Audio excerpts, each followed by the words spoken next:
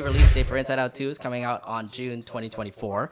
The big thing about this date, though, is the fact that still the SAG-AFTRA strike is still going on, but Disney's putting a hard date of having it come out in June 2024.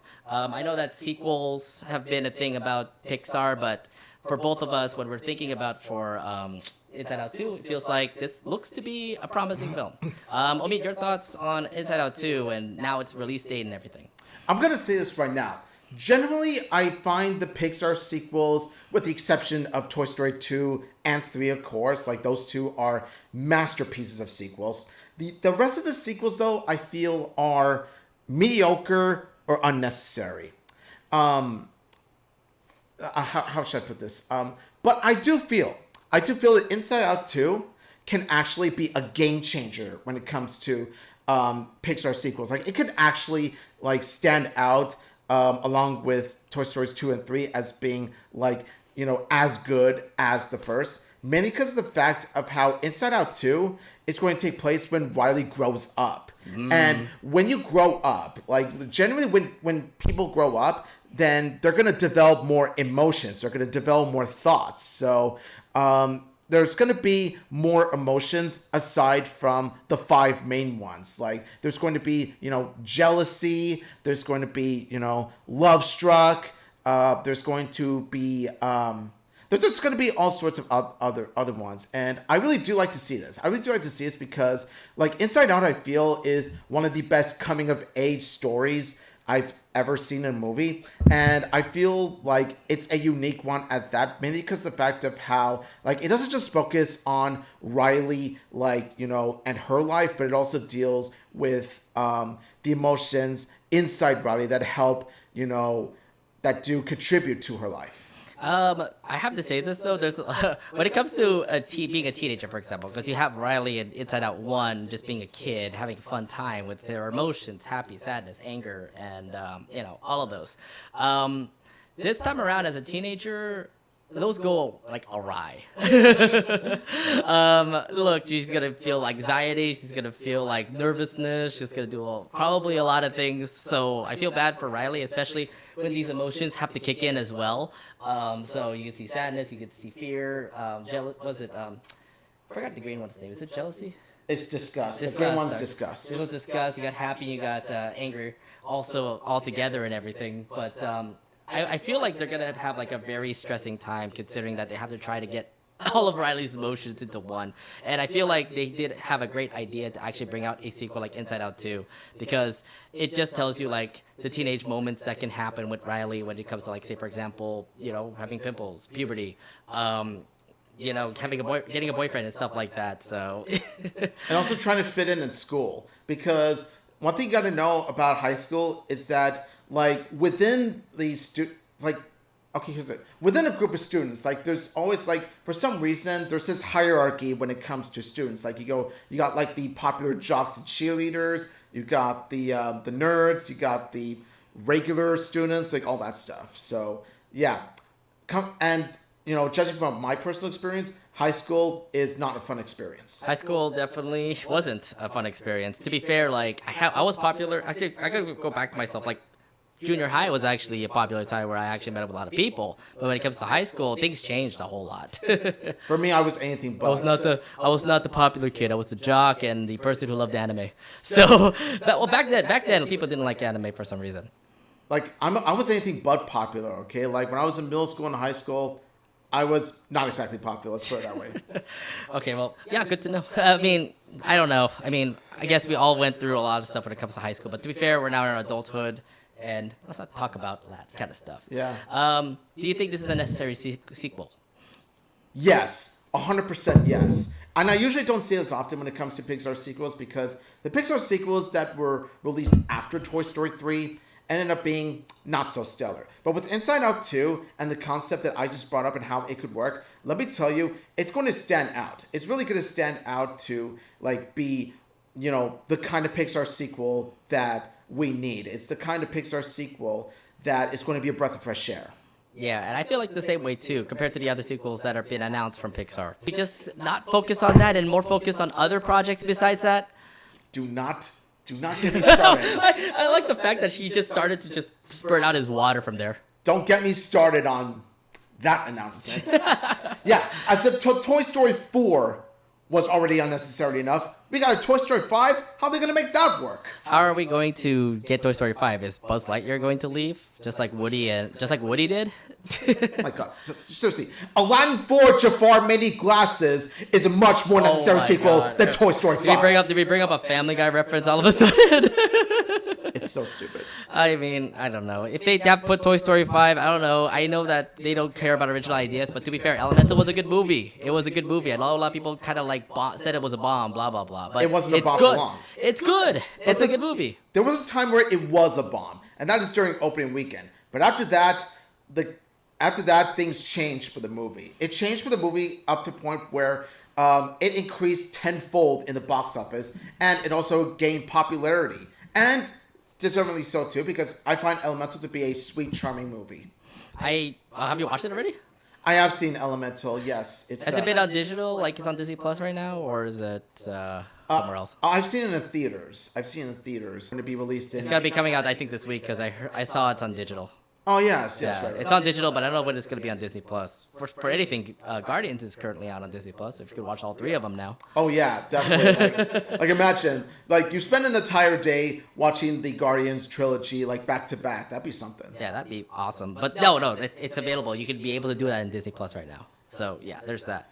But yeah, I can't wait for this. Actually, this is going to be a really good sequel. I feel like Inside Out 2 is definitely going to be a fun one. I gotta say this though, please continue to figure out like what your sequels are going to be, and also go back to original ideas. Pixar, where has the originality have been? I mean, Elio looks to be a really good movie, and I really can't wait to see it. So let's see how that goes. Like I said, Elemental was good. I don't know if Elio is going to be great, and then they have Inside Out 2 coming out. But like I said, please stop Toy Story 5. You don't need that movie. I would say don't put that movie in your lineup right now. Kill that idea. Kill the Toy Story 5 idea right now. Just kill it with fire. Yeah, exactly. I don't know what'll come up next. I mean, yeah, for real, it's like dump that idea. You dump that idea into the incinerator and you watch it burn. Yeah.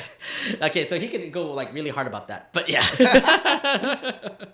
Oh yeah. Okay. So yeah. I guess that's pretty much it. Inside Out 2 comes out in June of 2024. So we'll wait 9 more months till that comes out. I think like way more months. Probably like next year. Oh. 10 months, I guess, in that case. All right, moving on to our next news coming out. Yes, Spiderverse Beyond the Spiderverse. Now, they've said that it's going to be coming out in 2024, but according to recent news via discussing film, they've said that the movie has been delayed indefinitely, which means that there is no set release date coming out for Spiderverse, and this is also due to the SAG-AFTRA thing that's going on right now. There's no specific date when it'll come out. So, your thoughts when you heard about this news? Okay, I'm just going to say this right now. As much as I love the Spider-Verse movies, and I generally do mean it, the two Spider-Verse movies really stand out to me as, like, pretty much being, not just two of the best animated movies I've seen. Like, they're somewhere in the top 5 or maybe even top 10 or something like that. Not only are they, like, the best Marvel named movies. I'm talking about MCU and beyond, not just MCU alone. Mm-hmm. And not only are they like, they're currently tied for my second favorite superhero movie behind the Dark Knight. They're also some of the best movies I've ever seen. With that said though, I'm actually glad that the change was indefinite. I'm really glad that they didn't schedule for 2024 anymore. Mainly because of the fact of how the working conditions under Phil Lord and Chris Miller, they were piss poor. Like, oh my God, what were Phil Lord and Chris Miller thinking treating those poor animators like that? You know what's kind of crazy? Like, Phil Lord and Chris Miller, both of them are really great directors. They made amazing movies. But why did I hear the fact that the animators, the people who are right behind the scenes, writers and stuff like that, were treated that bad? I'm like, well, that makes it so bad, like a toxic work environment over there. Because here's the thing, like Phil Lord, he's pretty much, what he does is that he flips the script at the last second. Like, pretty much the animators work day and night to complete a scene, and of course it really shows. Look at the animation for Across the Spider-Verse. It's very revolutionary, very, very stylized and all that stuff. And then, from what I've heard, like the animators when they present their idea to like Phil Lord, they're just like, nah, but let's just do it all over again. This is like, and then they have to crunch even more hours. So it was really grueling for them. It was exhausting for them, and yeah, it was pretty much an animator's worst nightmare. And my heart goes out to all the animators that were treated terribly under the management of Phil and Chris Miller. So this kind of tells me, like, for all the Phil Lord and Chris Miller movies that they've made, like Clone High, for example, that's one show that they're currently making right now. That's out right now on Max. And it kind of tells me, were they also under that pressure as well? I don't know about that. Probably. I don't know about how it went with that movie, but It's not a movie, it's a TV series. I don't know how it went with that TV series, but in terms of the Spider-Verse movies, yeah, it was not a happy experience for the staff. Yeah, I've just been hearing all the complaint stories over at X. A lot of people on Instagram also putting up their stories when it comes to what happened over at that toxic work environment.